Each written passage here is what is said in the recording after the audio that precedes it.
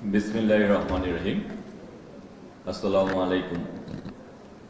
ঢাকার দক্ষিণ সিটি কর্পোরেশনের হাম রুবেলা টিকাদান ক্যাম্পেইনের উদ্বোধনী অনুষ্ঠান 2026 উপলক্ষে উপস্থিত আজকে সবার সভাপতি, ঢাকা দক্ষিণ সিটি কর্পোরেশনের প্রশাসক, বীর মুক্তিযোদ্ধা, জনপ্রিয় জননেতা জনাব আব্দুল সালাম।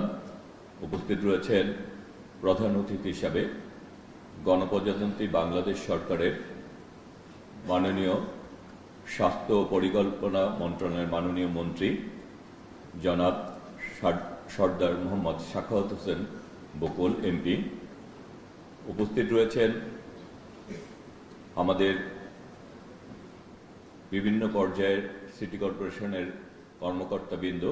উপস্থিত রয়েছেন আমাদের ইউনিসেফের কর্মকর্তাবৃন্দ, সম্মানিত সাংবাদিকবৃন্দ এবং এই কর্মসূচির সাথে যারা সম্পৃক্ত রয়েছেন সবাইকে আমি আন্তরিক কৃতজ্ঞতা এবং অভিনন্দন জানাচ্ছি। আজকে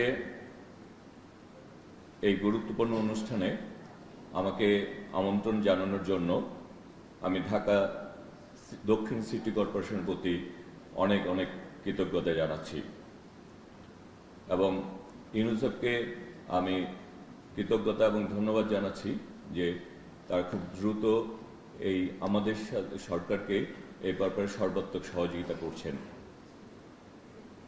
সম্মানিত উপস্থিতি, সাম্প্রতিক সময়ে আমাদের দেশে হামরোগের প্রকোপ বৃদ্ধি পেয়েছে, যা আমাদের জন্য একটি উদ্বেগজনক পরিস্থিতি।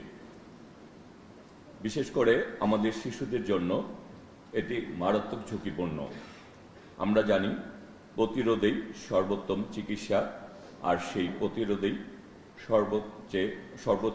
সর্বোচ্চ কার্যকর উপায় হল সময় মতো টিকাদান। আমরা আমাদের বর্তমান এই সরকার এই কর্মসূচিকে অত্যন্ত গুরুত্ব সহকারে অনুধাবন করে এই কাজ করে চলছেন। তবে এই কর্মসূচির সফলতা অনেকাংশে নির্ভর করে আমাদের যারা গণমাধ্যম কর্মী রয়েছেন তারা এটি যদি সঠিকভাবে প্রচার করে এটির গুরুত্ব আমাদের অভিভাবকদেরকে যদি বোঝাতে সক্ষম হন, তাহলে তারা তাদের শিশুদেরকে সঠিক সময়ে সঠিক স্থানে তাদের এই হাম টিকা নেওয়ার জন্য তারা যদি উপস্থিত হন, তাহলে আমরা ভবিষ্যৎ এই ঝুঁকির থেকে নিজেদেরকে, এই দেশকে, আমরা আমাদের শিশুদেরকে আমরা মুক্ত করতে পারব। এবং বিশেষ করে যারা কর্মজীবী অভিভাবকরা রয়েছেন তারা অনেক ক্ষেত্রে ব্যস্ততার কারণে এইটি গুরুত্ব বুঝতে পারেন না। সেই কারণে আমার মনে হয় গণমাধ্যম কর্মীদেরকে তাদের প্রচার মাধ্যমে এটির গুরুত্ব যদি বোঝাতে সক্ষম হন, তাহলে আমরা, যেহেতু এই সরকার এটি অত্যন্ত গুরুত্ব দিচ্ছেন, সেই ক্ষেত্রে আমরা আমাদের এই ইনশাল্লাহ আমরা এই সমস্যা থেকেও বেরিয়ে আসতে পারব। আমরা আমাদের এই ভবিষ্যৎ শিশুদের জন্য আমরা একটি নিরাপদ, আমরা একটি সুস্থ, আমরা একটি বাংলাদেশ চাই। আর আমাদের বাংলাদেশের মাননীয় প্রধানমন্ত্রী জনাব তারেক রহমান আমাদের সেই বাংলাদেশকে গড়তে চান, যে বাংলাদেশে আমাদের প্রতিটি মানুষ এবং বিশেষ করে শিশুরা নিরাপদ থাকবে এবং তাদের ভবিষ্যৎ সুনিশ্চিত হবে।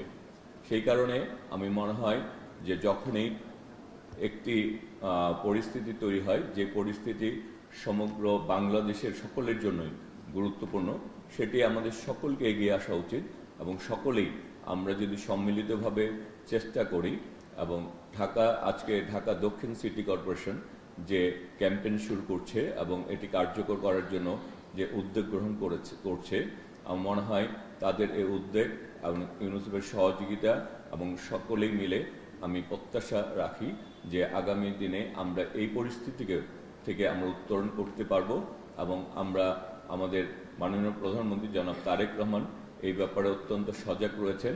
তিনি সার্বক্ষণিকই খোঁজখবর নিচ্ছেন এবং আমি যেহেতু একটি নির্দিষ্ট এলাকায় বসবাস করি, ঢাকা নয়, সবুজবাগ, খিলগা, মুগদা, এই এলাকার আসলে শ্রমজীবী মানুষই বেশি বসবাস করেন।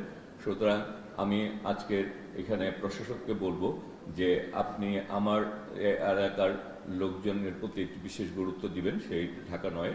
সাথে সাথে আমরা যে দায়িত্বে রয়েছে রেল এবং সড়ক মহল, এখানেও শ্রমজীবী মানুষের উপস্থিতি অনেক বেশি। তারা অনেক কষ্ট করেন এবং তাদের পক্ষে আসলে সম্ভব হয় না যে তাদের বাচ্চাদেরকে অনেক সময় সঠিক সময় সঠিক জায়গায় নিয়ে যাওয়া। সেই জায়গাও যাতে রেল এবং সড়ক এই জায়গাগুলিকেও যাতে গুরুত্ব দিয়ে আমাদের যারা শ্রমজীবী মানুষ রয়েছে তাদেরকে যাতে আমরা তাদের বাচ্চাদেরকে সঠিক সময়ে সঠিক স্থানে এনে এই হামের টিকাটা দিতে পারে। আমি মনে করি টিকাদান সঠিক সময় যদি বাচ্চাদেরকে দেওয়া যায়, এটি হচ্ছে এই পরিস্থিতিকে উত্তরণের সর্বোচ্চ উপায়, এবং এটি আমরা মনে করি যে আপনাদের মাধ্যমে বাস্তবায়িত হবে। সেই প্রত্যাশা রেখেই আবার কৃতজ্ঞতা জানিয়ে আজকের মতো বিদায় নিচ্ছি। সবাই ভালো থাকবো, সুস্থ থাকবো।